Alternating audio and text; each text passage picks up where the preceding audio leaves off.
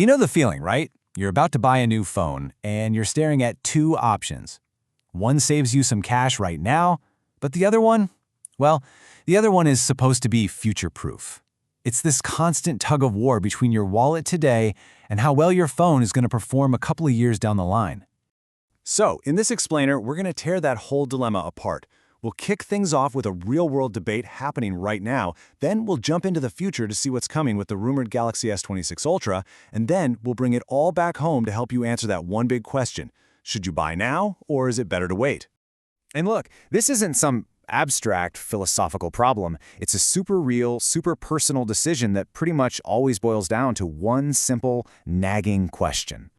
This, right here. This is a direct quote from a user on Reddit who is trying to decide on a new OnePlus 12. And that single $100 question, it's the perfect place for us to start. It perfectly captures how these tiny decisions we make today can have a massive impact on our experience later on. This whole Reddit discussion is just a perfect snapshot of the two sides of this argument. This user is stuck between getting a OnePlus 12 with 12 gigs of RAM or spending an extra $100 for the model with 16 gigs. So let's see how the community broke it down. And what's so fascinating is that both sides make a ton of sense. You've got the save money camp, and they're like, look, 12 gigs is more than enough for right now, and the trade-in value is the same either way, so why spend more? Plus, most of us upgrade every 2 or 3 years anyway, right? But then you've got the future-proof crowd, and they see it totally differently.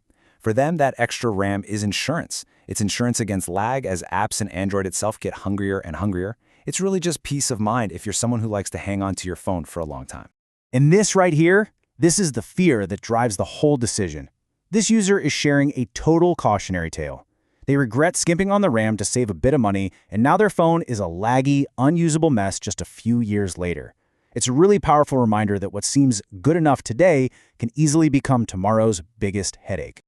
Okay, so while we're all sitting here agonizing over, an extra 4 gigs of RAM, the next wave of technology is already taking shape.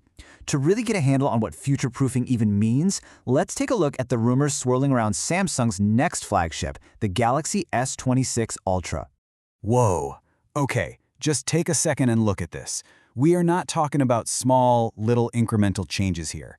I mean, across the board, from the screen tech and the brightness to the processor, the camera hardware, even the charging speed, the S26 Ultra looks like it's going to be a major leap forward. Let's break down what these upgrades could actually mean for you. The next generation isn't just about raw power, It's about having smarter, more useful hardware, and the biggest changes seem to be starting with the one thing you spend all day looking at, the screen. Okay, get this. This is one of the coolest rumored features. Imagine you're on a bus or a train, and you're reading a sensitive email or checking your bank account. With a privacy display, the phone's AI could automatically just narrow the viewing angle of the screen. So for you, it's perfectly clear. But to the person sitting next to you, it just looks dark. That's a real-world, practical security upgrade. That's awesome. And it's not just smarter, it's apparently going to be a lot brighter. A jump to 3,000 nits of peak brightness is a huge deal, especially if you're using your phone outside. Trying to see your screen in direct sunlight is about to get way, way easier. And it's supposedly thanks to new OLED materials that are also more power efficient. Win-win. Samsung also seems to finally be listening to a complaint people have had for years: charging speed. The rumored jump from 45 to 60 watts is a really significant boost for Samsung. Now, sure, it still doesn't quite catch up to some of its competitors like OnePlus, but it means getting back to a full battery is going to be noticeably faster. And under the hood, every single component is getting a boost.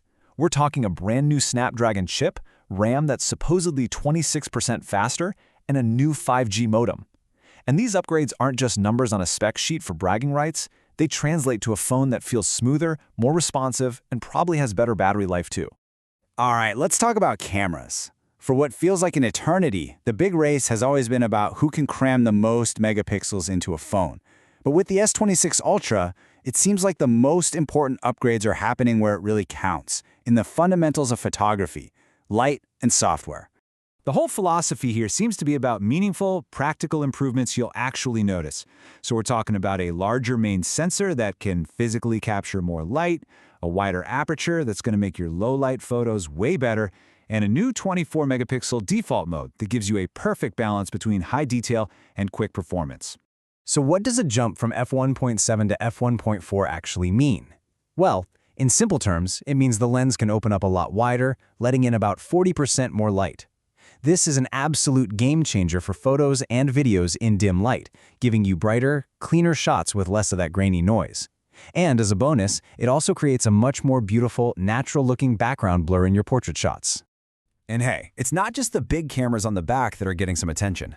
A slightly wider selfie camera is one of those small, quality-of-life upgrades that you don't think you need until you have it. Being able to fit more of your friends or more of that cool background into the shot without having to stretch your arm out. It's a simple but very welcome improvement. Okay, so we've seen the debate that's happening today, and we've gotten a glimpse of the technology of tomorrow. So now let's bring it all the way back to that first $100 question. How does knowing all this stuff about the S26 Ultra change the way we should think about buying a phone right now? So here's the bottom line. It's really not about which choice is right, but which choice is right for you. Buying a phone now gets you a fantastic device that does everything you need, and it saves you money. But spending that little bit extra, or maybe waiting for the next generation, that's a bet on the future. It's a bet that your hardware will be ready for the more demanding software and AI features that are just around the corner. It all boils down to one thing: how long do you plan on keeping your phone? And that really brings us to the final thought here. Technology is always going to keep moving forward. The next big thing is always coming. So the real question isn't just about specs or features. It's about what you value more, right now in this moment, saving a bit of cash today or investing in performance for tomorrow. The choice, as always, is yours.